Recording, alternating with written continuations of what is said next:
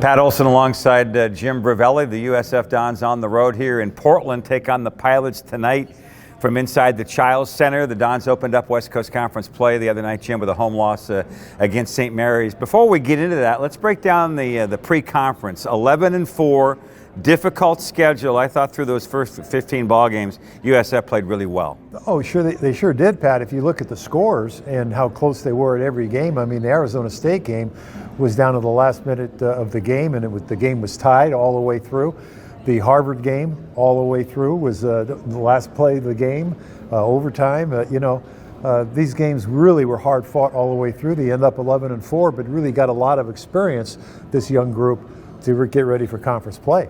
Let's look back at the St. Mary's game from a couple of nights ago. The opener sold out inside War Memorial Gym at the Sobrato Center. USF went up early. St. Mary's, a veteran team. They played kind of like they've been there before, but USF really guarded him. It's just USF couldn't get many points in their half-court offense. Yeah, it was going to be one of those games. You're playing against a team that's a highly veteran team, a lot of starters back from the tournament team last year. With Todd Golden, I tell you what, with the fans selling out the facility, it just goes to show you how much interest this program has created since Todd has gotten the job, and prior to that, winning 20 games and now carrying it over. So this is really a program on the rise, and they play St. Mary's, excellent basketball team. They know how to do things. Just being on the tournament side, but I'll tell you what, USF gave everything they could handle all the way through. In fact, when they were behind and they came back and closed it to 56-50, and you expect great players to make the great plays at the end, and here Ford goes, defended very well, and he leans in for a three, and then all of a sudden from 6 it goes to 9. So critical play at the end, and the great player makes it. But I will say this, USF did a great defensive job on Ford the entire game. He ends up with 16. He's averaged 21 for the season, and he's one of their great stars. So USF did a great job defensively on him. Yesterday afternoon here in Portland, Jim, the Dons came in and they had a chance to get a little diversion arranged by, the head coach Todd Golden and the coaching staff, a tour of the Nike facility. It was really neat that these young men, these student athletes, get a chance to absorb some of the culture and see something different. And that was a special afternoon yesterday over at the Nike facility. 7,000 to 8,000 employees work there. It covers several square miles. It was a great day. Yeah, and each facility has, a gym or a swimming pool or workout facilities for all of the employees' kids, and you saw them there working out. Just fantastic. And each building has the name of the athletes that they've signed. You've got the Tiger Woods building, you've got Jerry Rice, you've got Ken Griffey Jr., and you go to each building and see their stories.